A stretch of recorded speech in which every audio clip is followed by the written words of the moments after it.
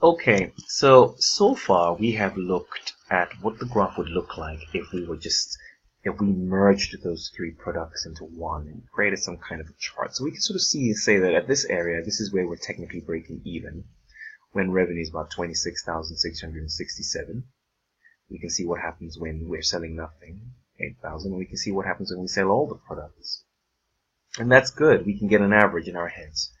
Now, let's actually look and see what would happen if we decided to sell the products via an order of their C/S ratio. So again, we would go with the best C/S ratio, and the best C/S ratio, if you remember from our earlier chart, from our earlier calculations, was where is it? Here we are. C/S ratio for P. P had the highest C/S ratio, followed by P had the highest, followed by C, and then followed by V. So let's make P first, because that gives us the highest ratio. So we're going to make P first. Well, if we make P first, well, we're going to have sales or revenue of 84,000, aren't we? Because each of them sell for £7. If you look at the PowerPoint, you see this was selling £7. And therefore, the sales are 84. The contribution was 4. So the contribution, let's just go back. If you look at the contribution, you can see that the contribution for P was, sorry, £2.65. So if you multiply £2.65 times 12,000, you will arrive at this current total contribution. The cumulative is the only product we're selling, so the cumulative is just the same thing. Now the profit, of course, must be after I take off this fixed cost. So my profit here is 23,800.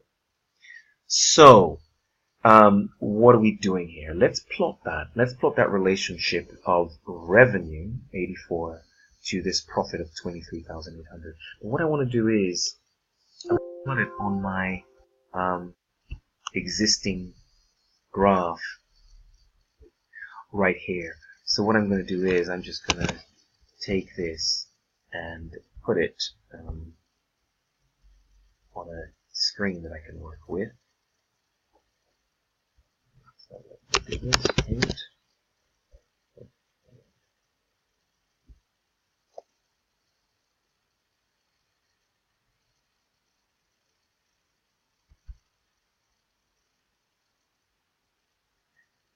Again, let's put that there.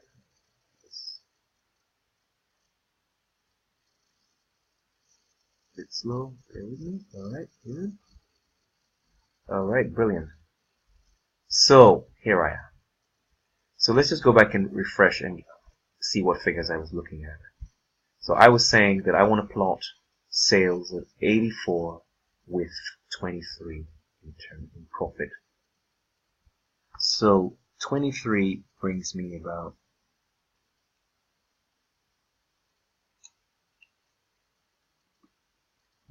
sorry.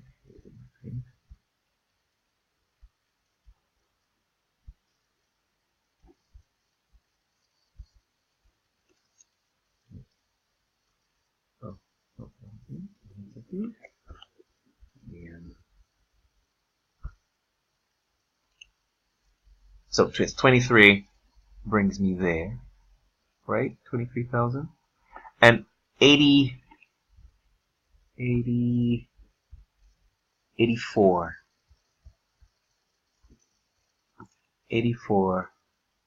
somewhere there. We're up there. So this takes us somewhere there. So really, we're starting at 8 because, of course, it's the same scenario at no sale. So this is what we have. We have this relationship here of what happens when we sell P. And I guess that should sort of make some sense because, see if I can get a better pen.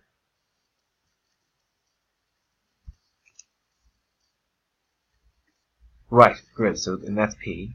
And I guess that should make sense because P had a contribution of, I think, about 0.9 0.38, and currently our average contribution is 0.30.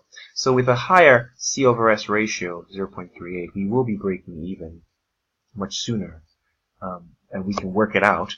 But compared this to this, we can see we start off here. So that's for P. Now let's look at what happens with V. Remember, we start selling C, forgive me, after we finish selling P. So if we just carry on down the line, we can see that we sell 48,800, and the total sales come 24,000. And this is in addition to what we're sold. So it's really adding. So that's why I've got cumulative sales. So now we're at 10800, and we made an additional contribution, which, if you like, is all profit, and that adds on to our cumulative contribution, and therefore our profit is now 29,800 after selling both P and C. So we're now showing the relationship between 108,000, which is the cumulative sales, 108,000 and 29,800. 108,000, which takes us, 108,000 probably takes us over there. 108,000 versus 29,800. So 29,800, probably just close to the 3,000 mark. So I'm just going to go along. So that takes us to about there, doesn't it? Yeah, I can sort of just go underneath the 3,000. That's the 3,000 mark, and I'm looking for 29,800, which is pretty much below it. So this now kind of slants this way here. And then finally, I will sell the remaining. I'll make V, make and sell. 28,000, of course. Cumulative sales, of course, is 136. It was always going to be that because it's the same thing. We're selling everything. So we're back at 136, and we're back at this, if you like, profit of 33,400. So eventually, I will arrive back at what I started with over here. So what we have is this sort of PCV scenario, and this is what we have when we draw the graph of the multi-product, selling the one that gives us the highest C over S ratio first, and selling them in order of C over S ratios. We will sell off P first, and then C and then V. But at the end, both graphs will come to the same point. But at least it allows us to compare both scenarios. So let's just finish off this this lecture. So please go over this again and just sort of work through the numbers yourself and sort of play with the graphs. So I've plotted that, and again you can see that we can arrive at the break even just much earlier. I mean, if I wanted to find out what that was, and we can do it just by looking here, I can see that if my C over S, let's go, if my C over S ratio for P is 0.3, I have 0.3. If the C over S ratio is equal to 0.38 and contribution is 8,000, well, therefore my break-even revenue must be 8,000 divided by 0.38, right? 8,000 divided by 0.38. So my break-even revenue is 21,052. So I actually arrived. My break-even revenue, is 21,052. So so if I go back here, technically this business here is about. So maybe this actually goes. This is just about there. So we break even earlier, and that makes sense. Sell the product that gives us the highest C over S ratio early to break even as soon as possible, and then we carry on. But this average, if you like, is just more for information. You know, you could probably do this. But whether or not people do sell the one with the highest C over S ratio depends on the product. You might have to be selling all the products at the same time. So you can see the range of ideas there. Right, and let's just finish off.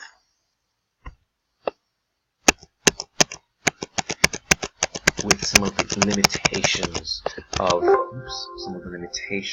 the C over S of this whole process. The problem, again, is that we're making a lot of assumptions. We're making a lot of assumptions with price, right? We're making a lot of assumptions with price.